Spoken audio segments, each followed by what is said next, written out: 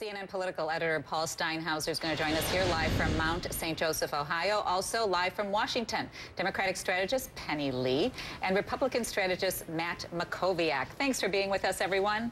All right, Paul, I'm going to start with you. As we said, you know, they're in a dead heat there. They're tied up in Ohio. It could be a late night. We're coming in at 4 o'clock tomorrow morning to start our show. We may have to wait for every district, right, to weigh in. So what are the last-minute issues that could potentially sway this race? I'll tell you one thing that could make the difference here is advertising. And I turned on the TV here last night in Cincinnati, and my Lord, it's one Romney commercial after another, and that super PAC that is backing Mitt Romney as well. They have been flooding the airwaves here in Ohio and have greatly outspent Rick Santorum. And a lot of those ads you're seeing on TV here in Ohio are attack ads that kind of bring Rick Santorum down. And that may be one of the reasons. Remember, 2 weeks ago, Rick Santorum had a double-digit lead here in Ohio. Now, as you mentioned, according to our poll, it is dead even. What about the issues in that particular state? We understand unemployment is at 7.9%. 1 in 4 homes is underwater. Who does that favor? Listen, the economy, of course, favors Mitt Romney because his theme all along for over a year now has been, I am the person who can fix the economy. I am the one who has the real-world experience. So as long as you're in a state where the economy matters the most, and this is one of them, then it favors Mitt Romney. But listen, there are also a lot of Catholics in this state. There are a lot of social conservative voters as well, and they may appeal to somebody like Rick Santorum, who really wears his religion on his sleeve. All right, Matt, let's stay with Mitt Romney here. Yesterday, Soledad O'Brien talked to Representative Eric Cantor. He's a noted conservative, and she asked him why he is endorsing Mitt Romney. Listen to this, and then we'll talk about it. What we're beginning to see is a crystallizing of the party's position for the election against Barack Obama, and that is we are pro-growth, bold, free market, individual liberty and economic freedom party. And so what we're doing is we're coalescing around Mitt Romney's plan to actually address the economic challenges we have so we can see a growth-oriented future. We know that the party wants the bloodbath to end. Nobody is in love with these candidates. Is the focus on the economy trying to show conservatives that there is something to love about Romney? Well, it's certainly the area that Romney's strongest.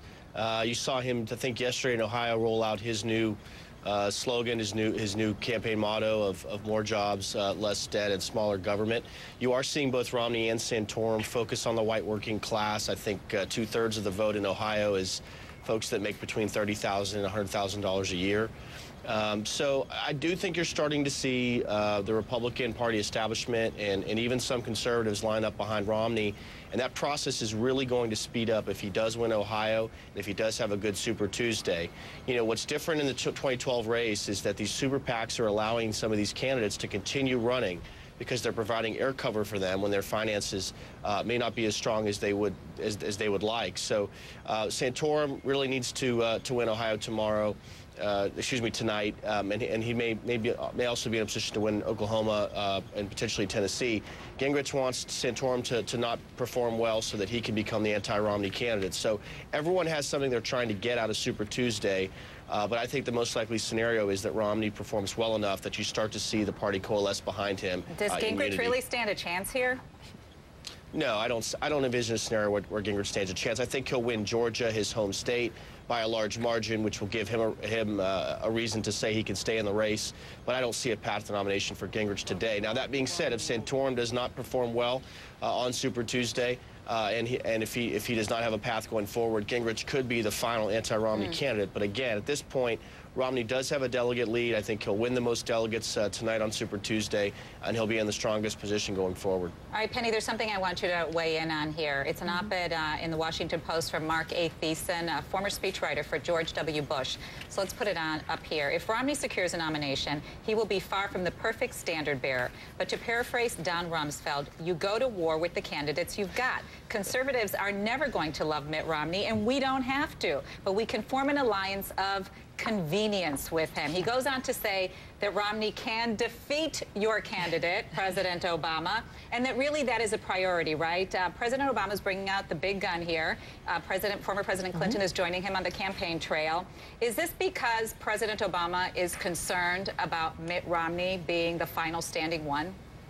I think that they have been preparing for Mitt Romney all along. I think you've seen that over and over again while they've been out there, while the campaign has been organizing. Is many of what the differentials have been about Mitt Romney and what his record was in Massachusetts as to what he's actually now saying on the stumps and the inconsistency of his character. So I don't think it's going to be any surprise if Mitt Romney ends up being the nominee. But look, this president has a sound record in which he is going to be running for and has put into place the necessary campaign, and is going to be a very very hard-fought campaign. And so, you know, nothing's going to be taken for granted. It is going to be, every vote out there is going to be fought for vigorously.